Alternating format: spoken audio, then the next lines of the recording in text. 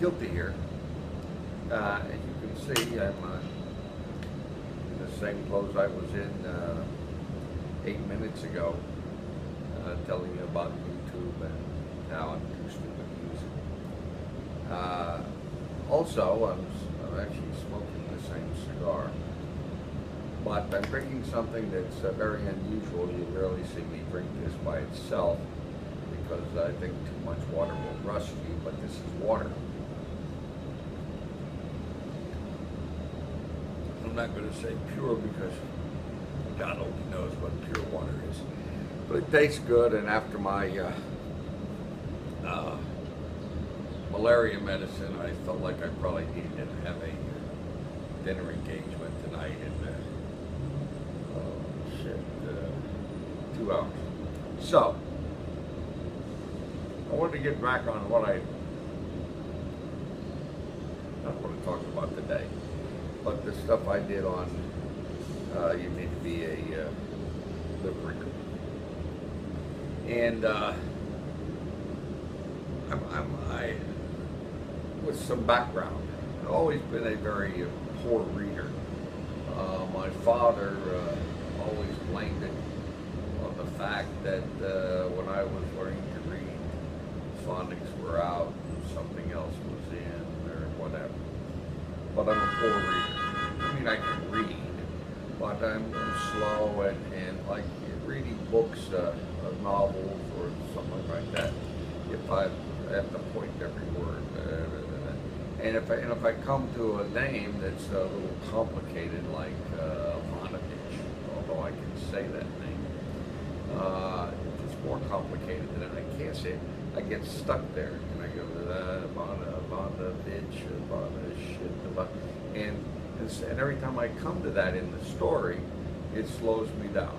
So years ago, and I'm going to say, it's going back and forth, I'm going to say in the early 80s, I started listening in the car to cassette tapes, and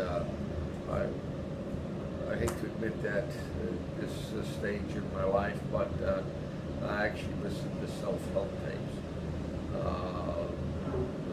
some of which actually had some effect on me. But now I listen to novels more than anything. I have some favorite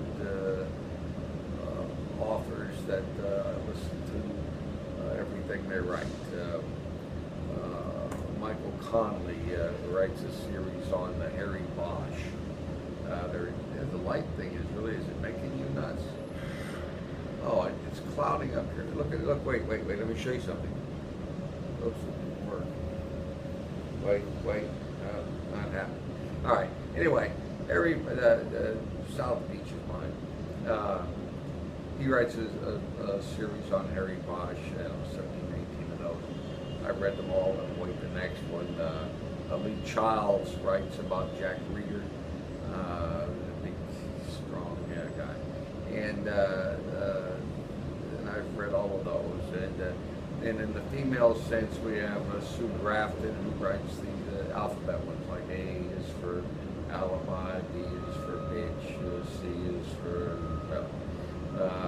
and Kinsey Milholm is the main character in that. And then Ivanovich, Jen Ivanovich, I can say that, she writes a series about Stephanie Plum. These are all detectives, or let's see. Well, Bosch is a cop, Plum's a detective. No, Plum's a bail bonds person. Kinsey Milholm's a detective, and Jack Reacher's just a big guy that gets into a lot of shit. Anyway, right now, a month ago, I started the Daniel Silva series about Gabriel Allon, who is a assassin for the Israelis, and it has been more than fascinating to me in the sense that the history behind it, in the background of the stories. I've learned so if only 50% of the background of these stories, that they take place basically now, but the background goes back to the Holocaust and the creation of the state of Israel and the suffering that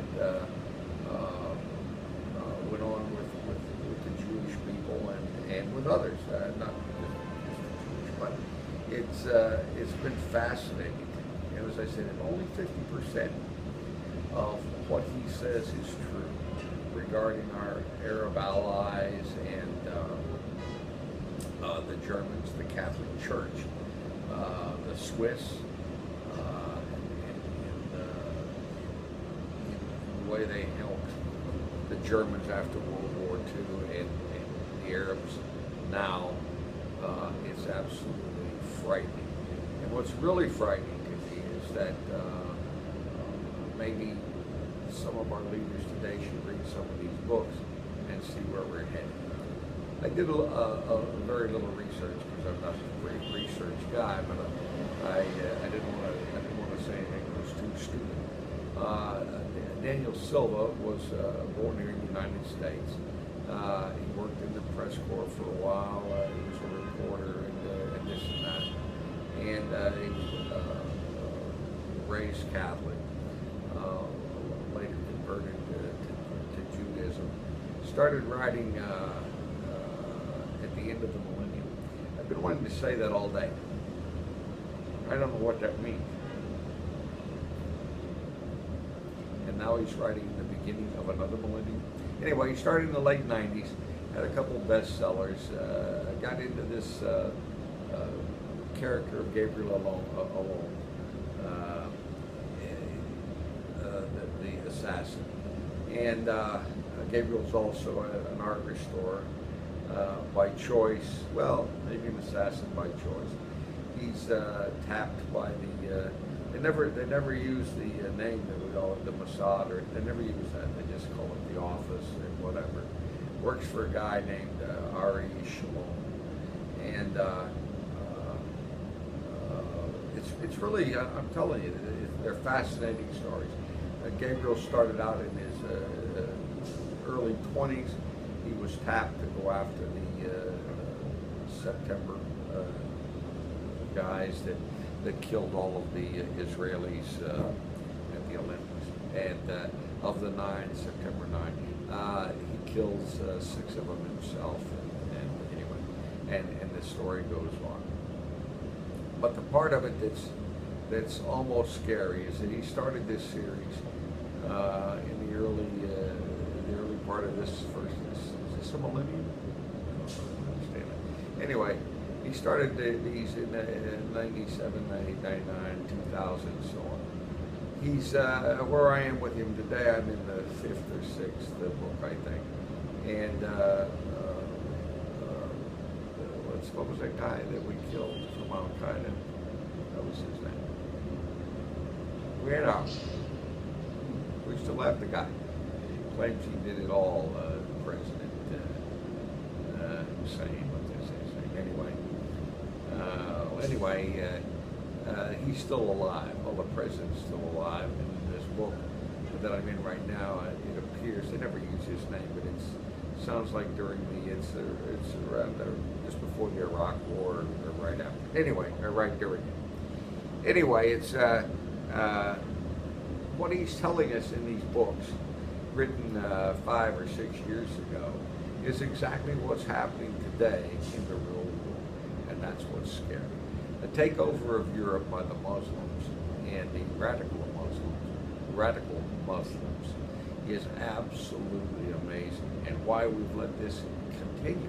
Europe, France, statistics are correct, there are more Muslims in France than there are French people.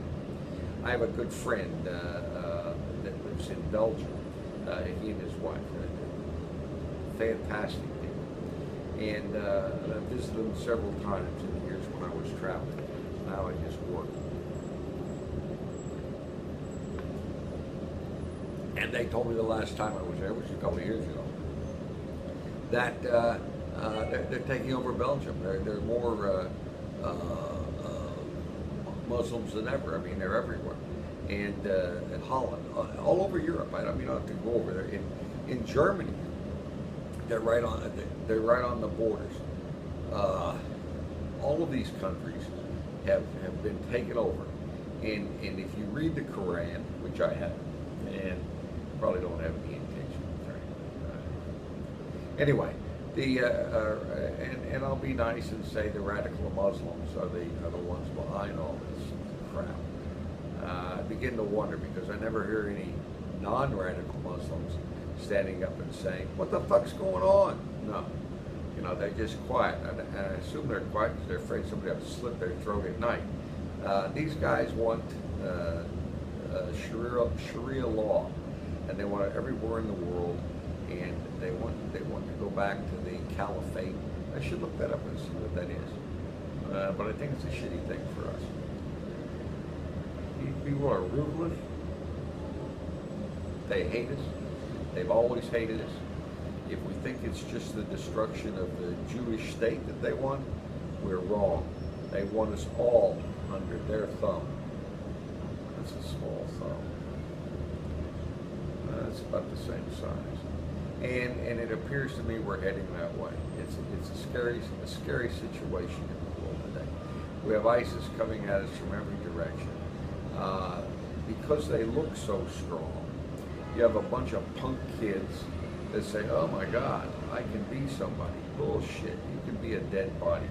Everybody that wants to leave this country and go fight for ISIS, I think we should load them all on the same plane. We don't necessarily have to land it. We can put a Muslim radical as the pilot and blow the son of a bitch up before they get there. Oh, great thing came to me today. I don't know if you've seen this. Chrysler is having to recall like a million Jeep Cherokees and 500,000 other deals. And one of the problems is that the gas tank explodes on impact. So like 75 people have died. What a thought for Chrysler to get their money back. As they take these in, they give them to ISIS, for God's sake. I mean, every one of these things with an exploding gas tank, you give to ISIS.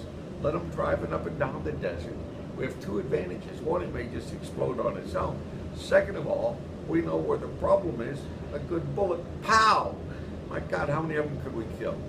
And I would think it would be a hell of a write-off. It would be like a contribution to the war effort for Chrysler for killing members of ISIS by giving them all Jeep Cherokees or whatever the hell car it is that explodes. Not a bad idea. Sometimes I'm on the ball, and sometimes I'm just not. Anyway, you want to read a really great book, and you can get it. You don't have to. I'm kind of a nut, so I started with the first one, and I'm working my way down. You can get in anywhere in this series of books, and they're all self-contained story-wise. I enjoy going from the beginning because they're all the same characters, and so you kind of get to know them and blah blah blah. But Silva's done a fantastic job. His research is marvelous, and the stories are good. I like stories where people kill people a lot, and the history part of it, the part of the Holocaust, the part of the fact that the Catholic Church, and I'm not knocking them, I mean, we're going back to World War II, a large percentage of the Nazi war criminals that made it to South America made it because of the Catholic Church. And then we get into our great allies, the Saudis, who are, on TV, all we talk about is Iran and their sponsors of terrorism. Let me tell you, if anything in these books is true, 10% is true. The Saudis are right there behind them. They're our friend, unless you turn your back or don't pay attention to what they're saying. Anyway, I think that's about it for now. You know what I always say? Gilty here.